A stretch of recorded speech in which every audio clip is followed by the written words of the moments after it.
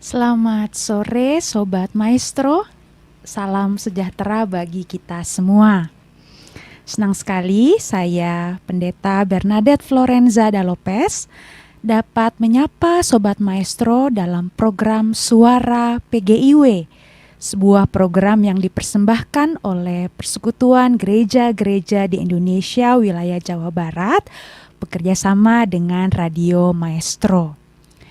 Pada kesempatan kali ini, saya hadir bersama rekan-rekan dari Komisi Anak dan Remaja PGIW Jawa Barat.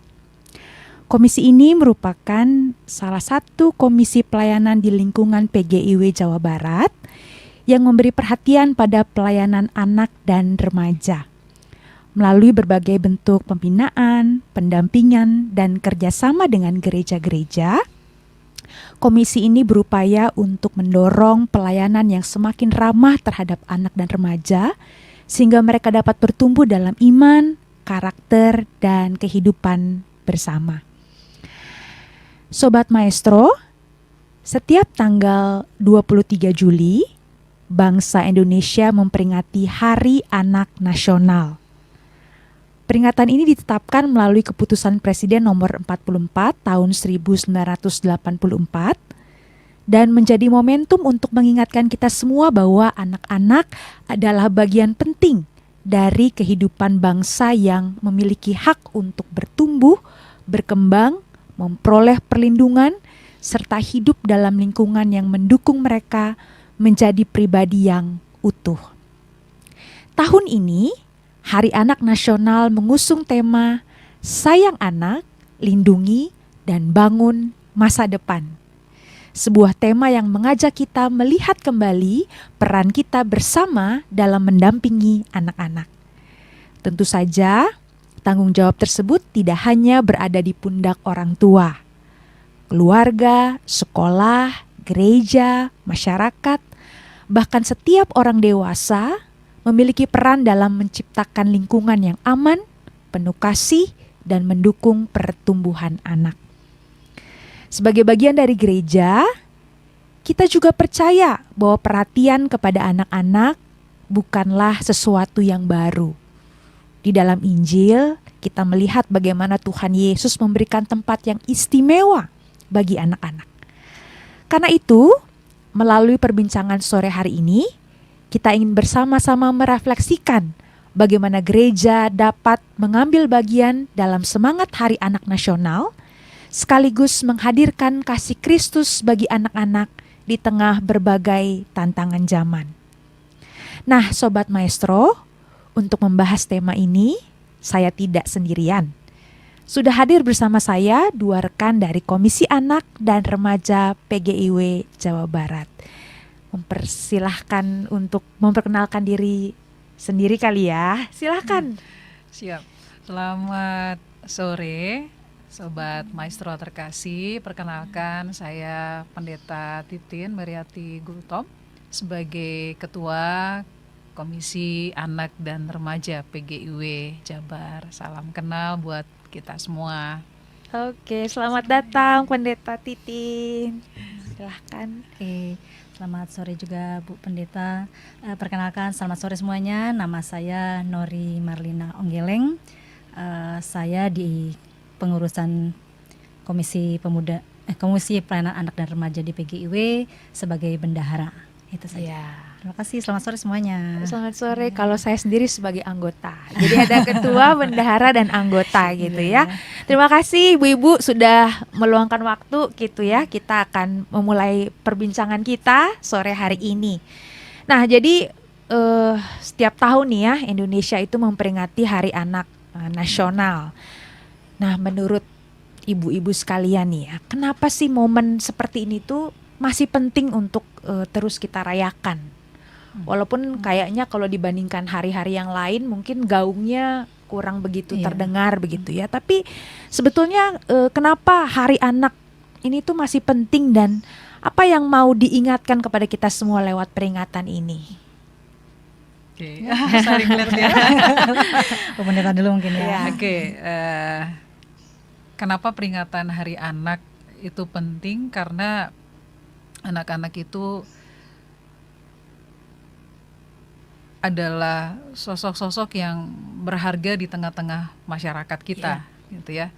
Sosok-sosok yang berharga yang buat saya secara pribadi sangat-sangat perlu untuk dilindungi, karena dengar berita sekarang ini kok kayaknya Miris banget ya. miris, prihatin. Saya nggak tahu mau banyak kata barangkali ya, tapi sulit saya untuk merangkum karena banyak banget gitu berita tentang kekerasan terhadap anak. Dan karena saya juga di kampus gitu dan itu di pendidikan, justru di sekolah yang banyak orang tua yang mempercayakan anak-anak untuk dididik, wah di situ nggak kurang-kurang kasus kekerasan yang dialami oleh anak. Jadi dengan keprihatinan, berita, seliweran segala macam, anak-anak buat saya harus makin dihargai, bukan nanti dululah urusan anak-anak mas. Sehingga bagi saya penting banget kita untuk terus mengingat Hari Anak, bukan seremoninya, tapi keberadaan anak-anak itu di tengah berbagai lingkup kehidupan kita. Itu sih menurut saya. Setuju banget Bu Pendeta. Jadi bukan sekedar seremoninya ya, tapi justru bagaimana kehadiran Hari Anak ini menjadi momentum bagi kita semua mengingat betapa pentingnya kehadiran anak-anak, betapa pentingnya mereka memperoleh rasa aman gitu ya, perlindungan dan kehidupan yang utuh di tengah situasi mereka. Ibu Nori mungkin mau tambahkan? Ya, mungkin kurang lebihnya sama Bu Pendeta, bahwa anak-anak juga bukan hanya tanggung jawab keluarga, tapi kita juga orang-orang dewasa yang berada di lingkungan mereka itu juga bertanggung jawab kepada anak-anak, melindungi mereka gitu. Iya. Mungkin itu yang menjadi momen penting untuk kita ingat ada Hari Anak Nasional ini gitu. Iya, jadi mungkin siaran kita sore hari ini sekaligus memberitahu bagi yang belum tahu, iya, betul. Ya. Kayaknya Banyak yang belum tahu juga ya, sekaligus membangkitkan semangat di antara para pendengar sekalian, sobat maestro sekalian untuk tahu bahwa kita punya loh Hari Anak ini gitu ya, yang sekali lagi bukan hanya seremoni tapi satu momentum bersama bagi kita memberi yang lebih baik untuk anak-anak kita. Nah, tema Hari Anak Nasional tahun ini itu sayang anak, lindungi dan bangun masa depan gitu ya. Sebetulnya pasti kalau ditanya kepada orang tua sayang nggak sama anaknya, pasti sayang gitu ya. Tapi kan pertanyaannya bagaimana kita mewujudkan rasa sayang itu gitu ya, bagaimana kita mewujudkan perlindungan itu. Nah, kalau kita membacanya dari perspektif gereja gitu ya, karena kita hadir di sini kan sebagai suara PGIW begitu ya. Apa kira-kira makna tema ini bagi kehidupan umat Kristiani gitu? Ya, silahkan Bu Pendeta. Saya serahkan kepada yang ada di samping kiri saya. Boleh Bu Nori sebagai jemaat gitu ya. Iya. Ya, silahkan. Mungkin kalau buat kita bagi gereja ya, secara gereja memandang tema ini tadi lindungi anak, sayang anak, lindungi dan bangun masa depan. Ya, mungkin buat kita gereja, kita diingetin juga untuk mewujudkan kasih Kristus kepada anak-anak kita gitu ya. Anak-anak itu perlu dilindungi, perlu didampingi dalam pertumbuhan mereka, terutama kalau kita bertanggung jawab di gereja itu bertanggung jawab dengan pembentukan iman mereka gitu. Dengan harapan karakter nanti anak-anak ini bisa menunjukkan karakter Kristus gitu. Jadi anak-anak ini sesuai tema tadi yang dilindungi, harapannya ya bisa mereka sebagai penerus gereja, penerus gereja, dan juga nggak hanya gereja tapi juga mereka boleh bertumbuh dengan baik di antara lingkungan sekitar, menjadi di dalam kehidupan berbangsa juga mereka juga menjadi anak-anak yang berguna gitu. Oke, ya. Jadi sebetulnya kita punya kita difasilitasi nih ya oleh bangsa ini untuk semakin menghayati sebenarnya panggilan iman kita gitu untuk menghadirkan kasih Kristus kepada anak-anak. Nah, terkait itu mungkin kita bisa masuk lebih dalam dulu pada firman Tuhan kali ya. Kalau kita melihat bagian di Alkitab yang cukup populer membahas tentang anak-anak tuh Injil Markus ya, pasal 10, ketika Tuhan Yesus berkata, biarkan anak-anak itu datang kepadaku dan jangan menghalang-halangi mereka. Nah, pasti Bu Pendeta Titin udah tahu nih ya ceritanya, nggak perlu dijelaskan lagi gitu ya.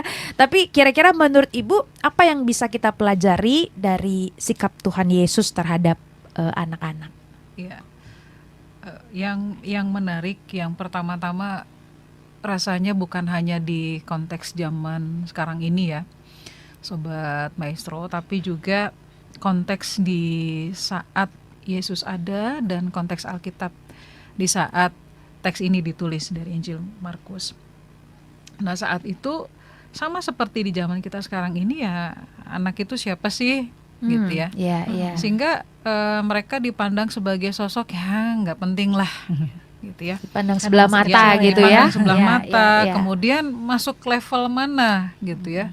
Masuk level mana atau status sosial yang seperti apa anak-anak itu.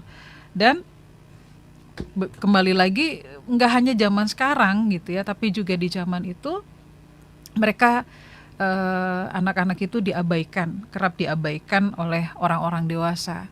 Dan ini yang akhirnya melatar belakangi teks ini ditulis gitu. Jangan abaikan mereka gitu ya, jangan cuekin mereka gitu. Dan orang dewasa itu kan merujuk juga ke murid-murid dari Tuhan Yesus. Maka kalau ayat yang paling terkenal itu kan yang jangan menghalang-halangi mereka gitu ya, biarkan anak-anak itu datang kepadaku, jangan menghalang-halangi mereka.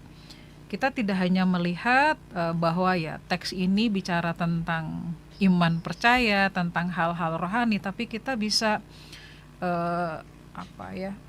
seperti dibawa ke situasi yang relate banget dengan kondisi kita, bahwa anak-anak itu yang tadinya dianggap gak penting, Yesus mencobakan gitu ya, cara Yesus ketika ia berada di tengah-tengah komunitas atau bahkan di tengah-tengah kelompok, bahkan ketemu sama murid-muridnya, dia coba mungkin bahasanya menjungkir balikan atau bahkan mendobrak gitu ya, cara-cara pandang yang selama ini masih dipertahankan dengan cara pandang yang diperbarui oleh Tuhan Yesus. Anak-anak itu menurutmu siapa sih mereka? Gitu ya.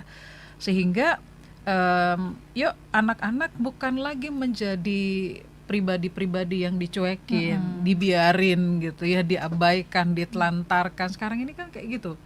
Nah, tapi Yesus mengajak yuk anak-anak ini pun juga jadi sama-sama diberi perhatian.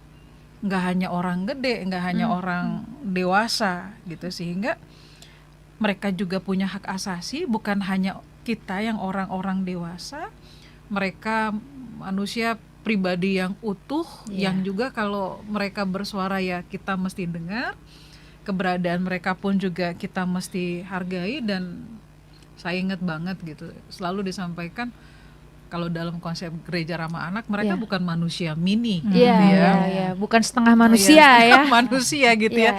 Tapi lebih kepada bagaimana ya anak itu juga bukan pelengkap bagi kita orang-orang gede gitu, orang-orang dewasa ya, mereka manusia utuh, apapun keberadaan mereka, siapapun mereka itu. Sehingga Yesus, sekali lagi Yesus yang coba, bukan mencoba tapi mendobrak. Kalian ini cara pandangnya gimana sih? Bahwa firman Tuhan itu kan bukan hanya untuk orang dewasa tapi juga buat anak-anak yang masih kecil. Sehingga kesempatan dihargai itu dibuka seluas-luasnya, dan itu dilakukan oleh Yesus untuk melihat murid-murid kayak ginilah kalian. Para pendengar yang saat itu ngikut Yesus saat dia mengajar, yuk kayak ginilah kalian menghargai anak-anak yang masih kecil ini. Ya, orang menarik lebih sekali gitu. Bu Pendeta, karena bagaimanapun juga anak-anak itu kan merasakan kehadiran Tuhan itu pertama-tama ya lewat orang-orang dewasa di sekitarnya gitu ya.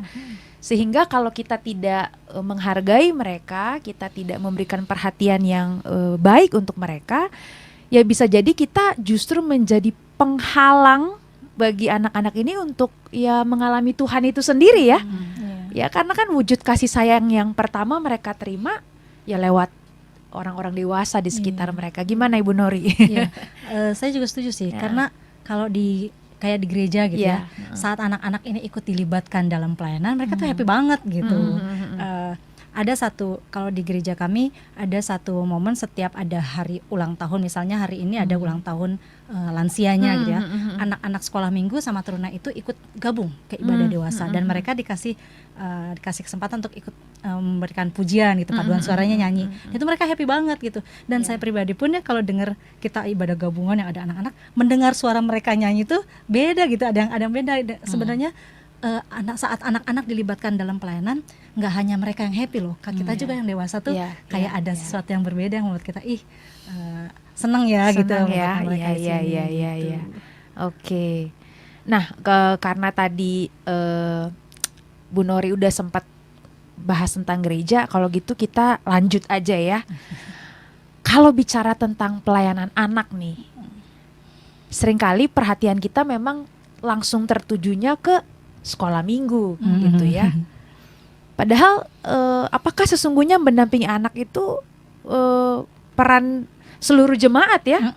Bukan hanya ya guru sekolah minggu dan satu, ibaratnya seringkali dianggap satu segmen kecil gitu ya dibanding gereja. Kadang-kadang ibadah umum itu juga dianggap sebagai ibadah yang paling utama, sedangkan ibadah anak dan ibadah remaja itu ya oke lah, persiapan juga seadanya, nggak apa-apa gitu ya.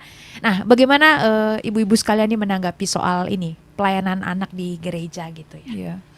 Ini sebenarnya soal klasik yang jadi pergumulan kita dari dulu ya. Udahlah, orang tua nitipin anak aja gitu ya. Orang tua menitipkan anak.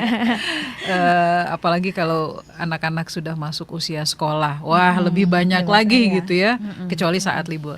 Lebih banyak lagi waktu anak-anak itu dari Senin sampai Jumat. Ini kan kebanyakan dari Senin sampai Jumat. Kemudian Sabtu bisa jadi sama orang tua.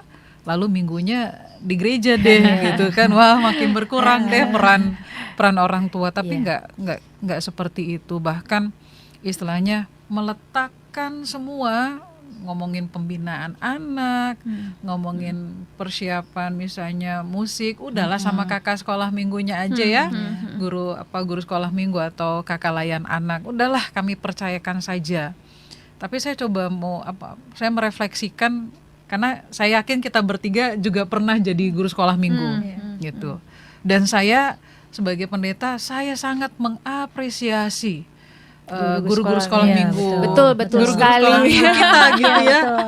Ada yang usianya ya apapun latar belakangnya, kalau mau dipakai yang ideal kayaknya dulu itu nggak ada tuh yang sampai ke pendidikan gitu ya. Latar belakang ke pendidikan, khususnya ke pendidikan anak misalnya. Tapi bersyukur Tuhan melengkapi gitu ya. Tuhan kasih talenta, Tuhan beri talenta bisa ngajar dengan berbagai karakter dari guru-guru sekolah minggu saat itu. Dan kita yang bisa ngobrol bareng saat ini itu didikan kakak-kakak sekolah minggu kita, baik yang masih ada maupun yang sudah tiada. Itu yang harus kita apresiasi. Tapi saya melihat, merenung sejauh mana sih gereja memperlengkapi gitu ya kakak-kakak layan anak, guru-guru sekolah minggu. Karena ketika terus-menerus memberikan layanan gitu ya, dan mungkin juga kita akan lebih luas lagi gitu ya, mungkin ke arah pendampingan anak. Ini kan makin kompleks makin kompleks pelayanan anak yang bukan lagi hanya tentang yuk kita persiapan Alkitab bareng gitu ya, nih firman Tuhan tentang apa, cari ayat emas, terus lagu temanya apa, terus kita bikin aktivitas berdasarkan usia. Rasanya kita harus bikin yang lebih kompleks lagi, karena soal atau isu anak itu kompleks banget gitu. Tapi balik lagi, siapkah atau sediakah kita gereja gitu ya untuk memang kasih porsi yang sama-sama penting ketika yuk ada pembekalan kah gitu ya, atau pembinaan kah karakter anak yang Gen Z mungkin udah Gen Alpha, Gen Alpha ya. Gen Gen Alpha mungkin juga dekat ke beta juga kalau nggak salah gitu ya. Nah, kalau Gen Z udah bagian saya yang ketemu sama teman-teman mahasiswa di kampus. Mahasiswa, ya benar. Ya, teman-teman mahasiswa di kampus gitu. Tapi balik Karena sebelum pelayanan itu dilakukan kan berarti mesti ada pembinaan dulu gitu. Nah, bukan yang sekedar ada gitu kan, bukan sekedar yang penting program. Ya pelayanan anak ada minggu jam segini, ada yang barengan sama kebaktian umum gitu kan. Gitu sih menurut saya malah ke pembekalan pembinaan. Betul. Karena nggak semuanya gitu ya, nggak semuanya guru kalau kita mau ideal harapannya gitu pengennya latar belakang kependidikan kan. Tapi kan nggak sulit kita. Betul. Udah ikut pelayanan aja udah syukur banget istilahnya ya. Kita nggak tahu konteks di tengah-tengah pelayanan Sobat Maestro saat ini seperti apa, tapi saya menggumuli banget gitu, mesti ada pembekalan, pembinaan, sehingga penguatan gitu buat guru-guru sekolah minggu punya hati yang memang sungguh-sungguh melayani. Apalagi biasanya saya nggak tahu ya, guru-guru sekolah minggu itu dikenal awet pelayanannya, betul ya. Sampai ada yang panggil kakak oma. Kakak oma gitu. Jadi awet banget, setia. Satu sisi kita syukuri ya kesetiaan itu. Tapi di sisi yang lain tadi ya, tentu para guru-guru sekolah minggu juga harus dibekali oleh hal-hal yang semakin sesuai dengan perkembangan anak-anak saat ini gitu ya, isu kesehatan mental gitu ya, disabilitas dan lain sebagainya, rasanya itu juga jadi hal yang penting. Terkait ini Bu Nori mau tambahkan mungkin? Kalau saya mungkin lebih kayak ke fasilitas anak-anak juga ya, nggak tahu saya di gereja lain, tapi saya tahu sih beberapa gereja udah mulai fasilitasnya udah mulai canggih bagus gitu buat anak-anak. Tapi tidak sedikit juga gereja-gereja yang sepertinya menganggap ini anak-anak lah nggak apa-apa. Berbeda ruangannya sama di kita yang dewasa. Kita yang dewasa ruangannya lebih nyaman, ada AC-nya, udah oke lah. Sementara anak-anak ini karena kelasnya mungkin belum tersedia gitu ya, faktor gereja juga mungkin kemampuan bagaimana. Ini ada yang lagi di garasi gereja ya gitu, lalu mereka agak panas-panas gitu.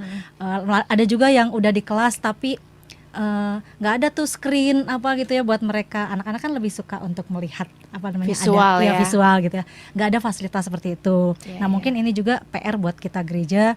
Kadang-kadang hal itu terlupakan karena kita lebih mementingkan yang gedung gereja yang besarnya, yang umumnya itu. Yang untuk anak-anaknya itu kayak kurang gitu. Nah dari situ juga sih kita belajar. Terus terang kalau saya sendiri, saya melihat saat saya masuk ke beberapa gereja yang udah sekolah minggunya bagus banget gitu ya, itu saya sampaikan akhirnya ke gereja, ya kita jangan kita terus dong, yuk ruangan anak-anak juga yuk kita perbaiki gitu, karena kadang-kadang itu kayak agak terlupakan. Yang penting udah ada kelas sekolah minggu, udah gitu. Nah mungkin itu yang kita juga ingat, anak-anak ini juga jemaat loh, mereka juga jemaat anak gitu, bukan hanya sekadar anak kecil gitu.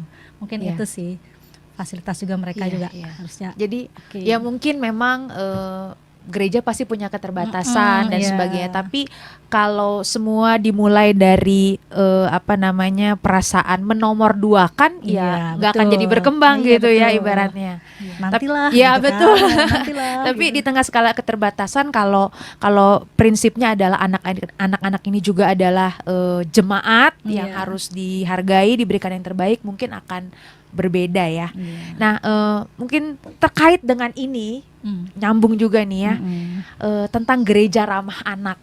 Nah ini juga satu hal yang kita sebagai Komisi Anak dan Remaja juga berusaha gaungkan ya, di mana-mana.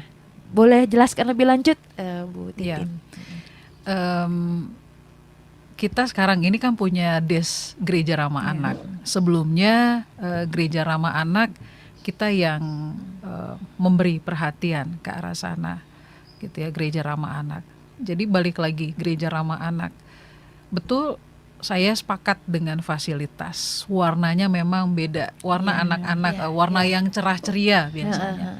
Tapi balik lagi gitu, yang awal, anak-anak itu kita pandang mereka apa gitu ya, anak-anak itu dipandang seperti apa. Kalau misalnya mereka nangis di tengah-tengah ibadah, orang udah pakai mata melotot gitunya.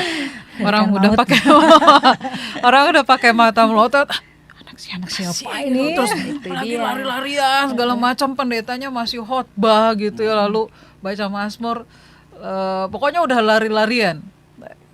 Kita pandang mereka sebagai apa? Pembuat onarkah gitu ya, atau pembuat keributan yang susah dibilangin, bahkan sampai ada orang dewasa yang mungkin mata melotot, anak itu udah takut, aduh jangan deket-deket sama orang dewasa itu, orang tua itu gitu ya.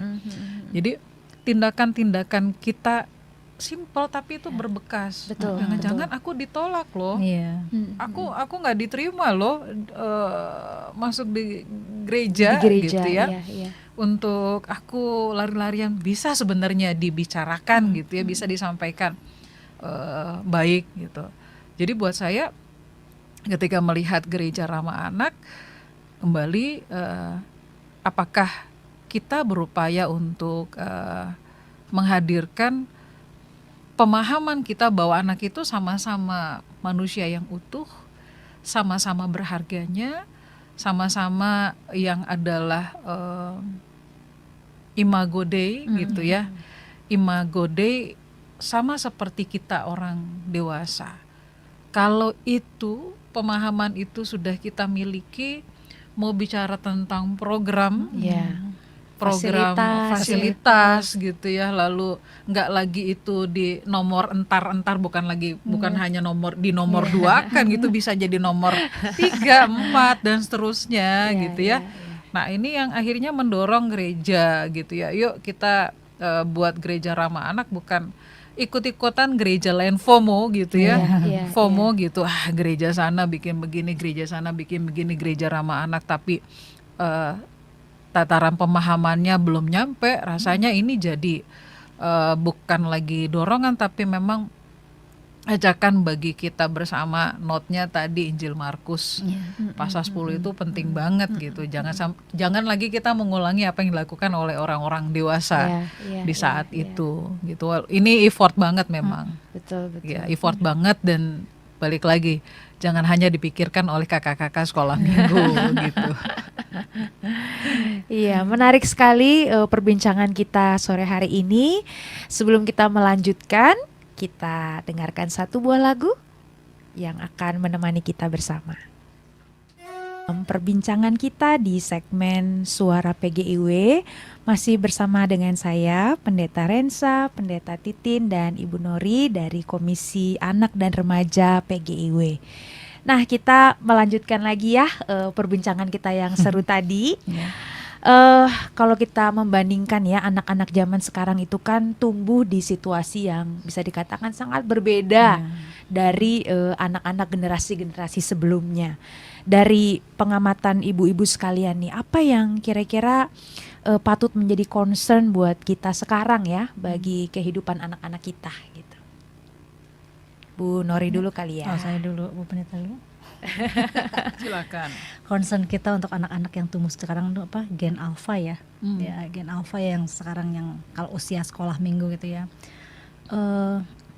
Concernnya tuh mereka sebenarnya untuk ini sih, kayak apa sih dibilang, anak-anak sekarang itu nggak kayak kita gitu loh. Dulu di zaman kita dulu kan kayaknya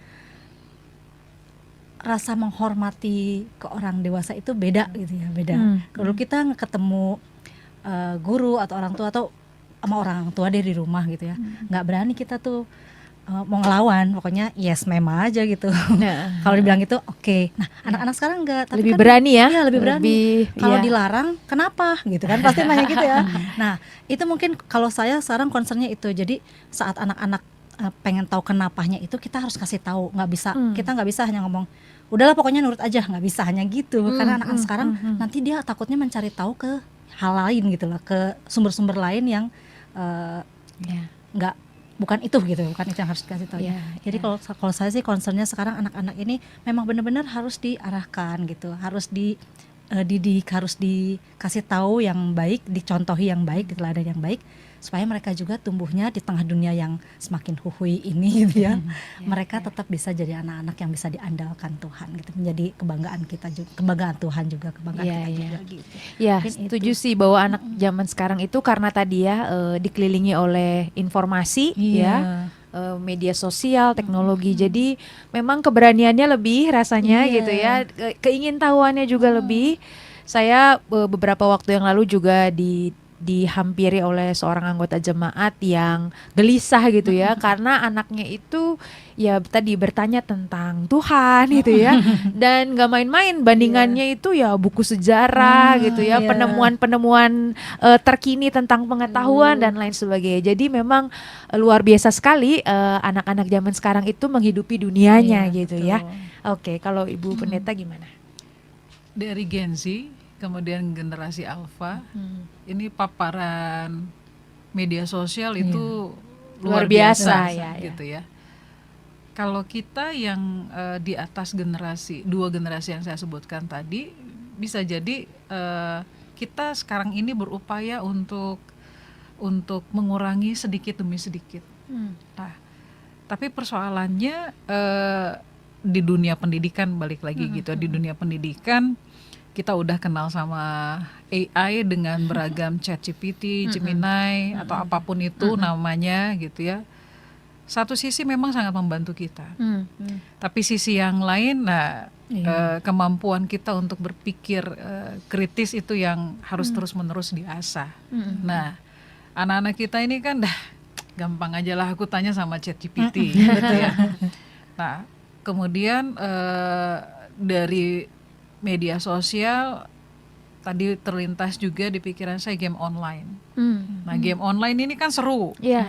Tapi kalau dikaitkan dengan tingkat kekerasan, menyasar juga game online dipakai gitu ya. Dan saya dan beberapa teman kami, saya juga tergabung di kalau di Gereja Pasundan kami punya unit badan pelayanan, lalu ada unit Pasundan Dorembang, mungkin teman-teman atau sobat maestro pernah dengar gitu ya.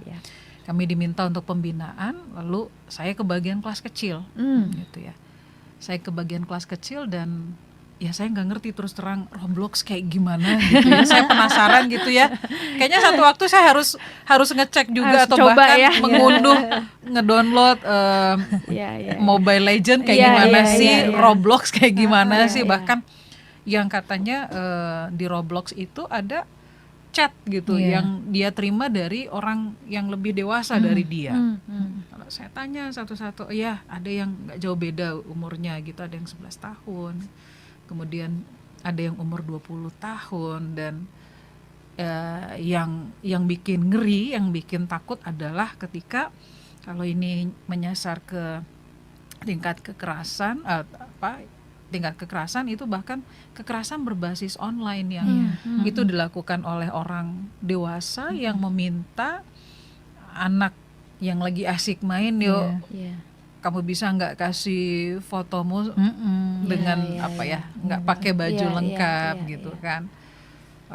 Dan ya, itu yang bikin takut sebenarnya. Dan ini yang tadi selintas pikiran saya, ya gadget, media sosial mau nggak mau ya harus memang dibatasi gitu ya. Ini menjadi keluhan mungkin bukan hanya tingkat sekolah aja gitu ya, tapi banyak orang lah yang sudah gelisah. Media sosial ini kita mau apakan, karena memang hiburan juga. Kalau mau dibilang stres orang kan mau ngomongin dolar naik, BBM-nya naik gitu hari-hari gitu.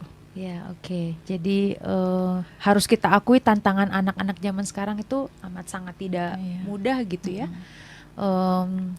Di tengah perkembangan yang masih berjalan dalam diri mereka seperti sudah harus mengambil keputusan gitu ya tadi, karena pilihan-pilihan dan tawaran-tawaran yang terus datang. Dan ini yang tadi kalau dikaitkan dengan pelayanan gereja nggak boleh diabaikan. Betul. Ya. Situasi yang betul-betul dihadapi anak-anak. Ada yang lain mau ditambahkan, mungkin concern yang lain gitu ya terhadap anak-anak kita saat ini? Ya, mungkin orang tua juga ya, peran orang tua juga. Kadang-kadang mungkin beberapa yang saya tahu orang tua murid karena pelayanan di sekolah orang tua juga ada yang merasa dianya lelah saat sampai di rumah, udah sibuk gitu sibuk di luar, lelah di rumah. Bagaimana caranya dia juga supaya nggak diganggu anak gitu. Jadi dia membiarkan anaknya untuk main gadgetnya itu dengan terserah dia apa yang ditonton dan main apa, yang penting sama-sama nyaman, Iya, saya iya. nyaman, anak Iya, nyaman, iya. tapi itu yang kadang terlupakan bahwa anak itu akhirnya jadi kayak yang edik ya, banyak anak-anak yang edik itu karena orang tua yang tidak membatasi anak. Sebenarnya kalau membatasi, kalau kita menyadari orang tua kalau dia mau membatasi anak itu bukan berarti dia jahat sama anak kan sebenarnya. Itu artinya dia sayang sama anak loh gitu. Jadi kalau ada orang tua yang membiarkan anak terus main gadget gitu ya, itu menurut saya bukan sayang berarti dia gitu. Dia sedang tidak sedang harus siap gitu saat anak ini jadi sesuatu yang jadi edik dan tidak bisa diatur lagi. Nah itu menurut saya apa ya, bukan kurang mengasihi sih, harus kontrol lah orang tua gitu. Orang tua harus kontrol, kalau dia bilang mengasihi anaknya, kontrol, mengasihilah dengan baik gitu, dengan benar gitu. Seperti Ya, itu. itu berarti kembali lagi ke berbagi waktu, perhatian dan sebagainya ya. Nah, mungkin satu hal lain juga yang saya amati, banyak anak-anak sekarang itu yang apa ya, kayaknya hidupnya tuh udah sibuk banget gitu ya. Betul, Jam betul, sekolah betul, sekarang betul. itu kan juga udah panjang gitu ya. Belum lagi ada les, Iya, betul. ada PR dan sebagainya. Persaingan antar anak-anak itu juga rasanya makin tinggi gitu. Tidak menutup kemungkinan anak-anak itu makin mengukur keberhargaan diri mereka tuh ya dari prestasi gitu kan, dari apa yang mampu mereka capai. Padahal kita tahu bahwa Allah mengasihi anak-anak tentu pertama-tama bukan berdasarkan prestasi, pencapaian, apakah mereka mampu membanggakan atau tidak, tapi ya semata-mata karena Allah mengasihi mereka apa adanya gitu ya. Nah, bagaimana pendapat ibu-ibu sekalian terhadap orang tua nih yang juga kekeh nih ya membentuk masa depan si anak sampai akhirnya melupakan apa yang juga penting dari masa kininya gitu ya, penerimaan diri dan lain sebagainya gitu. Saya malah jadi langsung terlintas ini jadi kayak nginget, saya suka nonton drakor. Oh ya. Ini viral, soalnya lagi trending beberapa minggu yang lalu, teach a lesson. Saya juga nonton itu. Saya nggak nonton, saya ketinggalan, bukan penonton Ini drakor lagi karena memang cuma 10 episode ya, jadi udah promo ya di Radio Maestro. Saya apa sih penasaran gitu karena suka lewat di media sosial saya gitu ya, timeline. Memang ini bukan konteks anak-anak kecil gitu, tapi anak-anak yang mereka yang di gitu ya. SMA bahkan juga yang mahasiswa di perguruan tinggi. Tapi yang menarik ada satu episode yang orang tuanya tuh sampai kasih sesuatu, kasih obat supaya anaknya tuh stay alert gitu. Wow. Stay alert untuk apa? Belajar. Wow. Jadi karena drakor yang pasti masyarakat Korea, wah udah keren banget kalau masuk ke SKY. Saya ingat SKY, artinya tiga kampus, 3 perguruan tinggi yang kalau masuk ke situ udah keren banget gitu. Disingkatnya SKY. Nanti kalau mau cari tahu googling aja SKY gitu ya. Karena ada juga di drakor judul yang nggak jauh beda gitu ya, tentang kehidupan perguruan tinggi. Tapi yang jelas itu dikasih obat supaya anaknya bisa tetap bangun gitu ya, bisa tetap bangun sampai aku nggak kepengen sebenarnya untuk masuk ke jurusan kedokteran kalau nggak salah gitu ya. Nah itu kepengenannya orang tua, kepengenannya mamahnya, jadi digembleng sedemikian rupa gitu ya, sampai yang namanya juga drakor ya. Memang ada yang based on true story, ada juga yang mungkin tapi memang kebanyakan based on true story. Jangan-jangan itu realita bukan hanya di drakor gitu, tapi di relate dengan kita yang orang tuh bisa jadi memaksakan. Karena aku nggak masuk dulu jurusan kedokteran, matematika, aku pengen anakku nanti masuk. Padahal anaknya gitu ya, anak itu nggak kepengenan ke situ. Aku pengennya DKV, sekarang kan DKV lagi trending banget jurusan itu. Aku pengennya ini gitu ya. Nah ini yang kadang berseberangan dan akhirnya anak tidak tersalurkan gitu ya. Anak itu nggak tersalurkan. Jadi buat saya memang itu konteksnya bukan anak-anak kecil gitu ya. Tapi kalau kita sudah, saya pakai bahasa yang mendikte sedemikian rupa, Sehingga ya memang kita kompetitif, jujur lah ya. Iya, Kita iya, kompetitif mau dari sekolah dasar sampai ke perguruan tinggi kita kompetitif.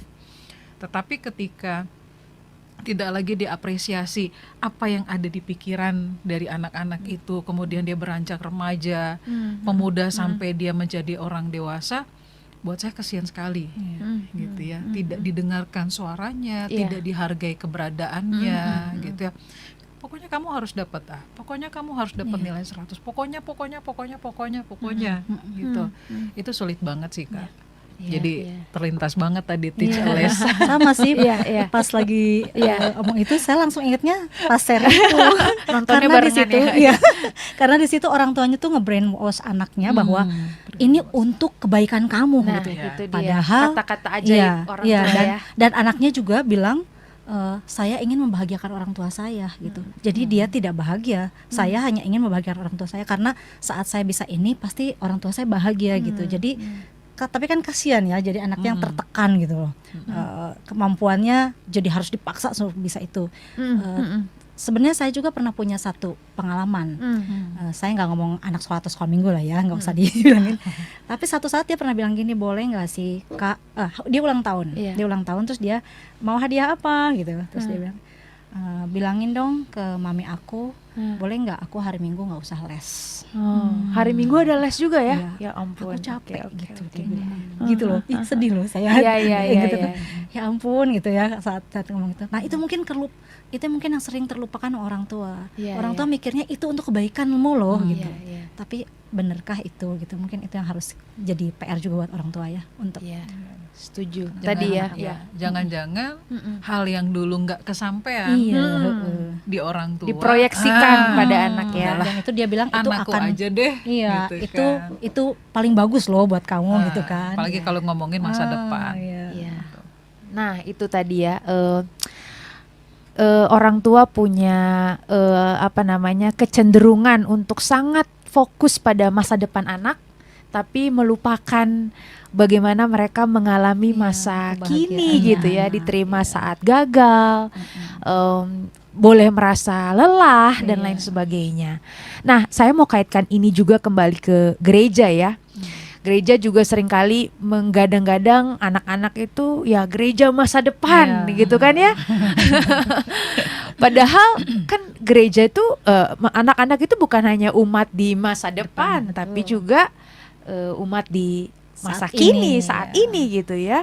Kita tadi ya fokus pada bagaimana mereka nanti menggantikan kita, tapi akhirnya mungkin melupakan peran untuk bisa membentuk, menerima, menghargai mereka di saat ini gitu.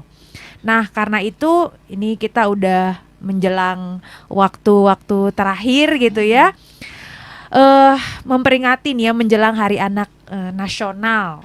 Apa harapan Komisi Anak dan Remaja PGIW Jawa Barat buat anak-anak, buat keluarga-keluarga Kristen, buat gereja-gereja di Jawa Barat? Ya, karena tadi Kak Pendeta Rensa mengatakan anak-anak itu gereja masa depan, tapi kita mesti bukan tarik mundur ya. Ya. Kita harus ingat bahwa kita masih hidup di zaman Iya. sekarang. Gitu. Oleh karena itu ya anak-anak itu adalah milik masa kini dan masa yang akan datang. Iya. Maka siapa yang bertanggung jawab ya kita semua. Tuh. Dan karenanya di tengah kompleksitas apa yang dialami oleh anak-anak, gitu. Ngomongin tingkat kekerasan, ngomongin minimnya akses, kita bicara tentang yang sekolah pun, jangankan ngomongin sekolah, bisa membaca, bisa menulis, bisa berhitung, itu masih banyak Ya. juga yang belum Ya, bisa, betul. gitu ya anak-anak. Bahkan juga untuk mendapat makanan yang layak, itu buat saya sih udah kompleks banget gitu. Kita nggak melulu bicara tentang orang dewasa gitu ya, tentang ngomongin mental health, anak-anak juga ngerasain gitu. Anak-anak udah ngerasain banget gitu, karena saya tinggalnya sekarang di mana, apalagi ketika dia tinggal di area yang memang jauh dari kata aman, jauh dari kata saya terlindungi gitu ya, jauh dari kata yang membuat kita baik, tapi sekarang kan anak-anak juga ada di kondisi yang memang nggak baik-baik, apalagi kalau konteks negara. Maka harapan saya secara pribadi buat anak-anak tetap maju, tetap tersenyum, walau sekarang buat kita senyum itu susah gitu ya, tapi tetaplah tersenyum dengan ceria, bertumbuhlah sesuai dengan usiamu. Taulah lagu-lagu anak gitu ya, jangan lagu-lagu orang dewasa yang dikenal di TikTok gitu, karena memang di media-media sosial, saya nggak hanya menyebut TikTok, itu paparan lagu-lagu orang dewasa itu banyak banget, dan justru anak-anak itu lebih ketahui gitu ya. Jangan-jangan nggak tahu lagi tentang balonku ada 5 gitu, atau yang versi bahasa Inggris misalnya Baby Shark gitu, itu mah yang bocah banget gitu ya. Udahlah, kita lagu orang dewasa saja yang belum tentu ngerti, paham. Dan yang ketiga adalah yuk kita bareng-bareng punya tanggung jawab yang gak mudah nih sebagai orang-orang dewasa. Mereka bertumbuh dalam iman percaya, dan kita yang meletakkan dasar itu supaya mereka bisa kenal Kristus, karakter Kristus, dan juga siap berhadapan dengan tantangan yang memang kompleks banget. Kalau mau dibilang ngeri, kita nggak usah tutup-tutupi, jujur aja gitu ya. Memang semenakutkan itu, tapi bukan berarti dalam Kristus kita jadi lemah. Kita bisa menghadapinya dalam kekuatan bersama Dia. Termasuk anak-anak gitu ya, termasuk anak-anak, bertumbuhlah menjadi pribadi yang memang utuh, yang sayang terhadap Tuhan, dan kau pun juga bisa mengasihi orang-orang di sekitarmu. Buat saya itu. Iya. Iya. Silakan. Jadi khotbah. Amin, Memang haleluya. Ya, harapan saya juga begitu. Mungkin marilah kita ciptakan anak-anak bisa menikmati masa anak-anak mereka. Orang tua tetap menggenggam tangan mereka gitu ya, untuk membimbing mereka. Kamu sekolah, gereja gitu, tapi tidak melupakan tanggung jawab mereka sebagai orang tua, tapi juga tidak membuat mereka harus mengikuti apa yang menjadi target orang tua. Anak-anak tetap belajar, anak-anak tetap gereja, tapi mereka juga bisa menikmati masa-masa anak-anak mereka. Sampai nanti mereka besar itu mereka akan ingat gitu ya, saat masa-masa anak-anaknya menyenangkan itu, mereka akan terus melakukan itu ke anak keturunannya nanti. Jadi itu kan semakin menularkan gitu ya, menularkan hal-hal baik. Dan buat orang tua juga sebenarnya tadi udah kebahas di belakang ya, jangan merasa ngerepotin kalau bawa anak ke ibadah gitu. Biarlah itu jadi kebiasaan gitu. Biarlah mereka itu jadi habit ya. Jadi habitnya mereka bahwa ada ibadah. Kalaupun awal-awal mungkin repot, yang saya alami kami ada kebaktian sektor gitu ya kalau di GPIB. Awal-awal kalau mereka baru dibawa memang agak-agak kayak mengganggu gitu ya. Tapi kami sampaikan, nggak apa-apa, bawa aja lagi. Nanti lama-lama mereka akan terbiasa. Mereka duduk, mereka jadi hafal lagu. Amin. Untuk akhir itu mereka aminnya keras gitu. Dan itu menyenangkan, menurut saya menyenangkan, dan mereka juga happy setelah itu. Dan sama-sama kan kita sama-sama satu keluarga bisa datang beribadah juga, itu juga menyenangkan lah ya, menyenangkan hati Tuhan sih menurut saya itu juga. Karena kalau kita bicara tentang masa anak-anak, ini bukan cuma soal pertumbuhan fisik ya, tapi bagaimana jiwa mereka juga bertumbuh. Dan rasanya yang paling dikenang itu bukan soal nilai rapotnya berapa gitu ya, mainan apa, tapi soal bagaimana orang-orang di sekitar tuh memperlakukan gitu ya. Mereka mungkin masih bisa mengingat bagaimana papa memeluk mereka ketika mereka sedih gitu ya. Mama memberikan kata-kata yang penuh kasih. Sebaliknya juga hal-hal yang buruk bisa jadi menjadi sesuatu yang sangat diingat sampai mereka dewasa, dan itu menimbulkan luka antar generasi akhirnya gitu ya. Dan untuk itu semua keluarga, gereja, masyarakat punya peran yang sangat penting. Terima kasih banyak kepada Ibu Pendeta Titin, Ibu Nori atas berbagai pemikiran, refleksi yang telah dibagikan kepada Sobat Maestro pada sore hari ini. Sobat Maestro, kiranya perbincangan kita mengingatkan bahwa menghadirkan dunia yang lebih baik bagi anak-anak bukanlah tugas segelintir orang. Ini adalah tanggung jawab kita bersama. Setiap sapaan yang hangat, setiap teladan yang baik, setiap ruang yang aman, dan setiap bentuk perhatian yang kita berikan dapat menjadi bagian dari tumbuh kembang seorang anak. Mari menjelang Hari Anak Nasional, kita bersama-sama menghidupi tema Sayang Anak, Lindungi dan Bangun Masa Depan. Bukan hanya sebagai sebuah slogan, tapi sebagai komitmen nyata dalam keluarga, gereja, dan masyarakat. Saya, Pendeta Bernadette Florenzada Lopez, bersama segenap keluarga besar PGIW Jawa Barat, mengucapkan terima kasih atas kebersamaan Sobat Maestro dalam Suara PGIW. Tuhan Yesus memberkati kita semua. Sampai berjumpa kembali di lain kesempatan.